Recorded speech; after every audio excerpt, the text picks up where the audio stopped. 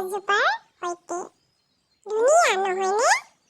Pink কালাৰৰ নামটো বাৰু মই পাহৰিছোঁ, আপোনালোকে দেখিয়েই থাকে। তথাপিতো মোৰ ভাল লগা বাবে মই কেমেৰাত বন্দী কৰিলোঁ। ফাগুনৰ বতাহৰ লগতে গছ পাতবোৰে বৰণ সলাইছে, ফুল ফুলিছে, কিমান ধুনীয়াকৈ।